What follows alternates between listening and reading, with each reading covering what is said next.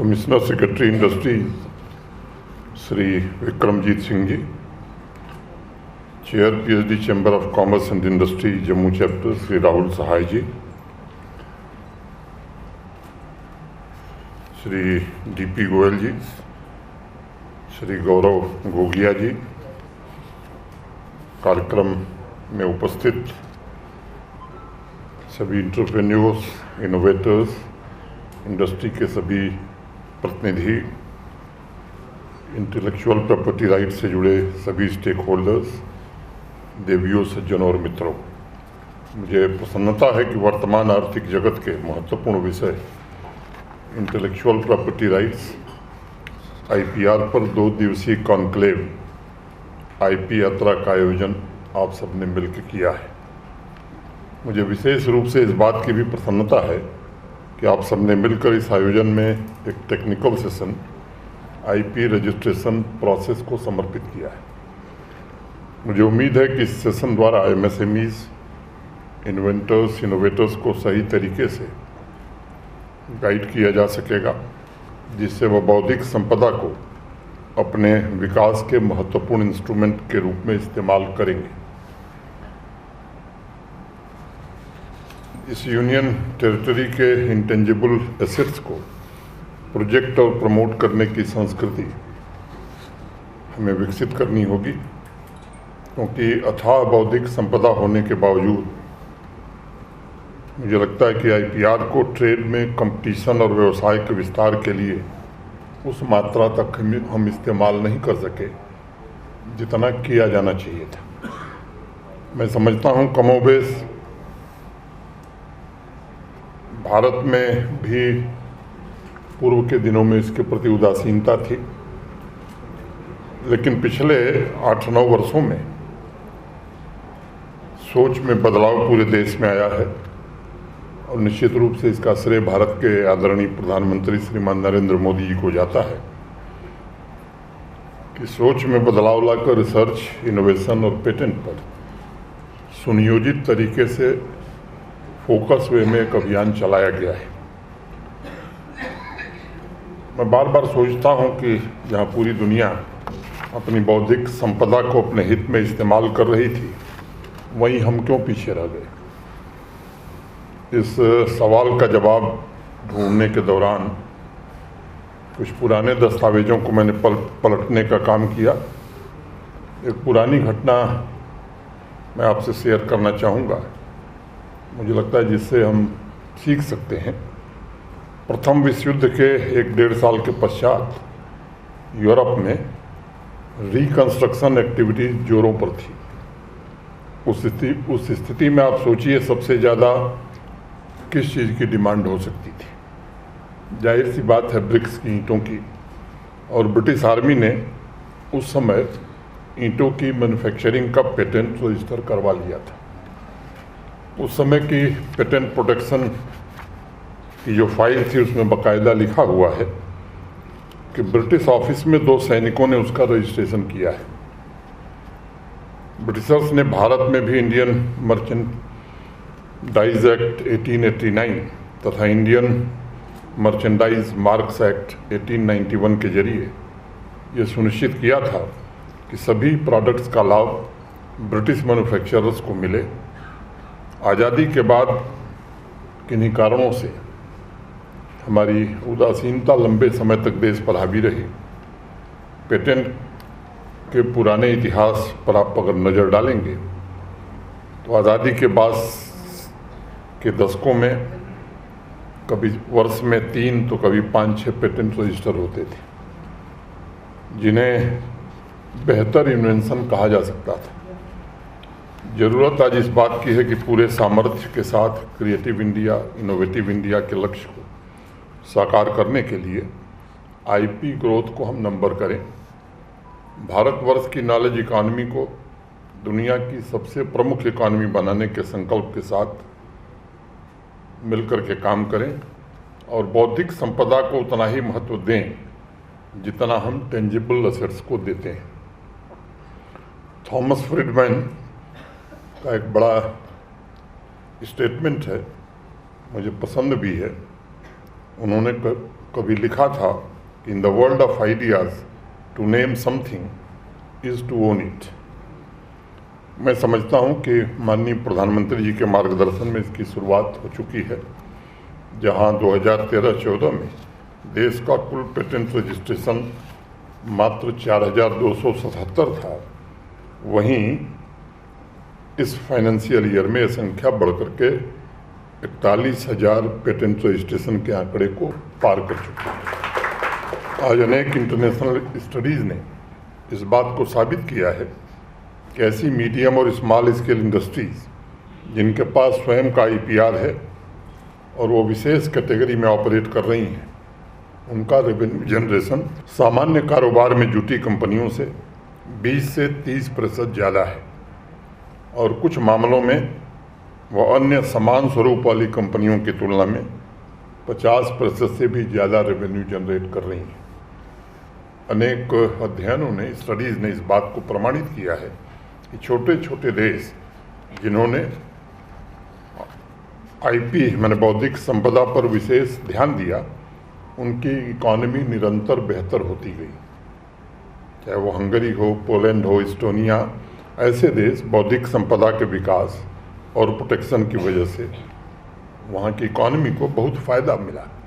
Germany, France, Italy, Netherlands जैसे देश IP registration में अन्य देशों से काफ़ी आगे निकल गए। सभी कैटेगरीज में, चाहे वो ट्रेडमार्क हो, डिज़ाइन हो, पेटेंट हो, कॉपीराइट हो, GI हो, उनका प्रदर्शन स्थायी और सतत रहा है और IPR की वजह से उन कंपनियों ने 30 to 40% अधिक रोजगार के अवसर भी नौजवानों को उपलब्ध कराएं। व्यक्तिगत रूप से जम्मू कश्मीर की संपदा को आम जनता, IPR होल्डिंग कंपनी और जन समुदाय के तीव्र विकास के लिए इस्तेमाल करना ये वक्त की ज़रूरत है।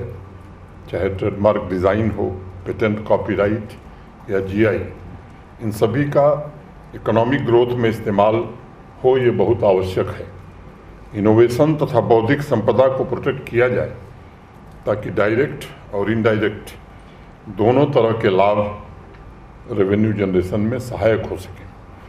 अगर सही अर्थों में देखा जाए तो एक मजबूत आधार है यह, जिस पर हमारे इंडस्ट्रियलिस्ट और इनोवेटर्स अपने सपनों का निर्माण कर सकते हैं, अपने नॉलेज, अपनी आइडियाज़ को प्रोटेक्ट कर सकते हैं और उसे कमर्शियलाइज भी कर सकते हैं।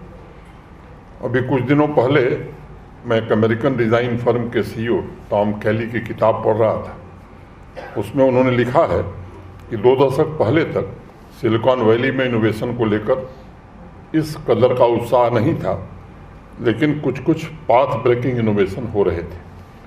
उनकी जिज्ञासा बढ़ी, जो कंपनी कुछ नया इनोवेट कर रही है उससे फ़ायदा क्या हो रहा है।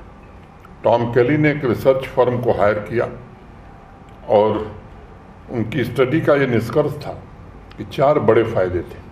पहला, कंपनी की कैपेसिटी में वृद्धि हुई।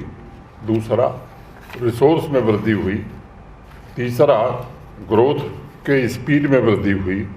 और चौथा, स्पेशल एक्सपर्टीज़, जिससे वो अन्य कंपनी के मुकाबले बेहतर रेवेन्यू जनरेट कर सकें, इसमें भी वृद्धि हुई। जम्मू कश्मीर में भी स्वाभाविक रूप से इस तरह के अप्रोच के दूरगामी परिणाम होंगे और इसलिए मैं आभारी हूँ आयोजकों का। अभी जम्मू कश्मीर प्रशासन के इंडस्ट्री सेक्रेटरी ने अपनी प्रतिबद्धता को आपके समक्ष दोहराया है। स्वाभाविक रूप से इनोवेशन को बढ़ावा देकर आर्थिक व्यवस्था का काया पलट किया जा सकता है। इसलिए IP को मैं किसी सामान्य रजिस्ट्रेशन प्रक्रिया के तौर पर नहीं, बल्कि मैं समझता हूं कि यह यूनियन टेरिटरी की प्रगति के लिए एक कैटलिस्ट, उत्प्रेरक, अर्थव्यवस्था के नवनिर्माण का सहयोगी इंस्ट्रूमेंट और नॉलेज इकॉनमी का संरक्षक है। कुछ वर्षों में नेशनल स्टैंडर्ड के मुताबिक क्वालिटी रिसर्च और डेवलपमेंट को प्रमोट करने के लिए एक फ्रेमवर्क तैयार किया गया है और इनोवेशन से लेकर रजिस्ट्रेशन और कमर्शियलाइजेशन के लिए सभी स्टेक होल्डर्स के साथ इंगेजमेंट को सशक्त बनाया जा रहा है। आज इंडस्ट्रीज तथा एकेडमिया के बीच संबंध भी पहले की तुलना में मजबूत हो रहे हैं और इनोवेशन इकोसिस्टम से जुड़कर एंटरप्रेन्योर्स बौद्धिक संपदा के मैक्सिमम कमर्शियलाइजेशन के लक्ष्य के साथ काम भी करने लगे हैं। इस वर्ष जनवरी में geographical indication, intellectual property rights के एक्सपर्ट्स, आईपी प्रोफेशनल्स, एकेडमिक्स की जानी मानी हस्तियों के साथ इस पर एक चर्चा भी हुई थी।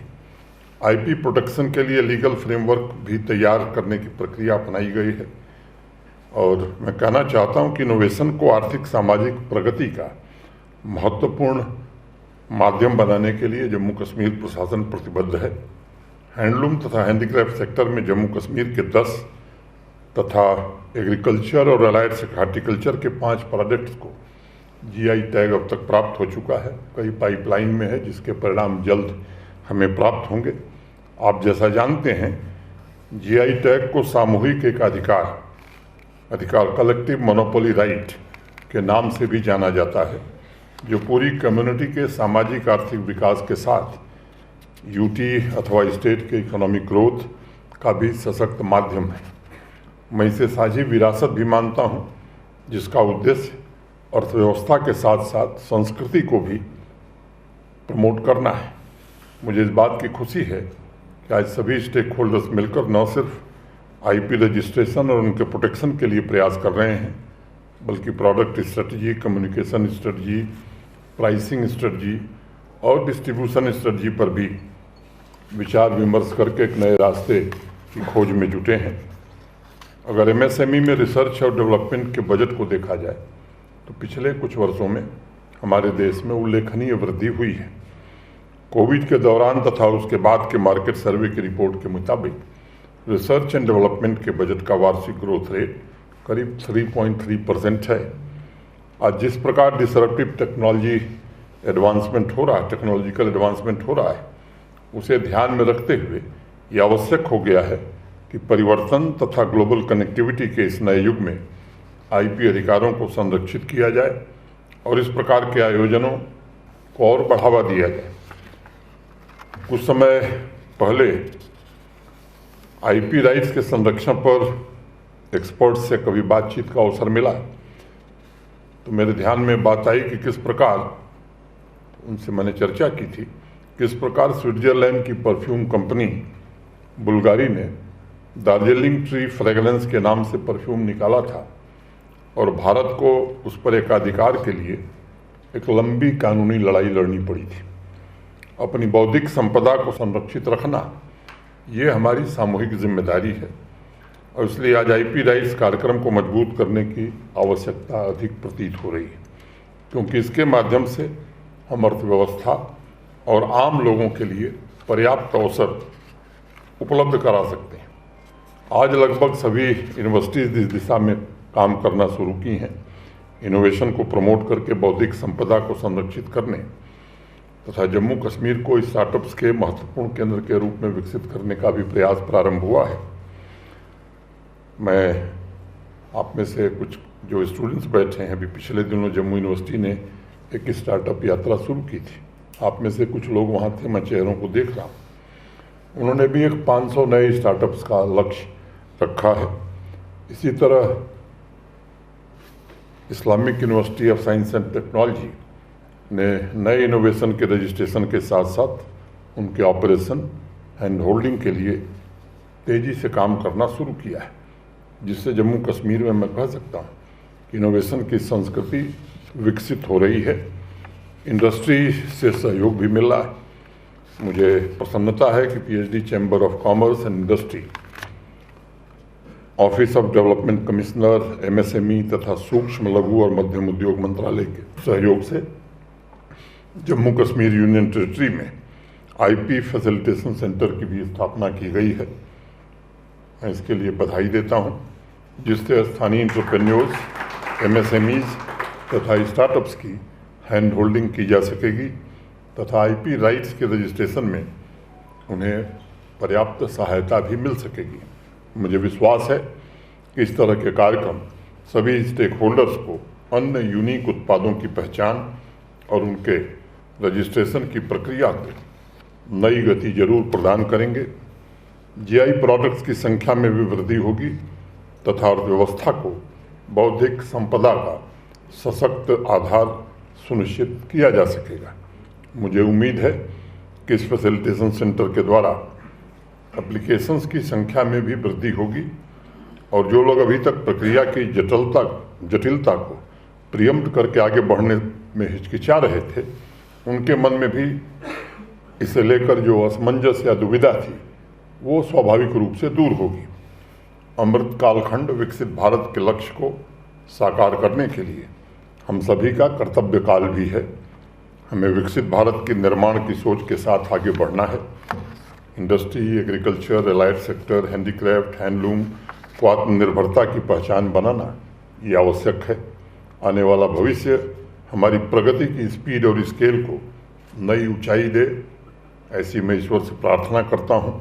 मुझे उम्मीद है कि यह कॉन्क्लेव एक सुविचारित रणनीतिक सोच को जन्म देगा, भारत की बौद्धिक संपदा को वैश्विक पटल पर पुनर्स्थापित करने में हमें सफलता मिलेगी और जम्मू कश्मीर का भी इसमें प्रमुख योगदान होगा।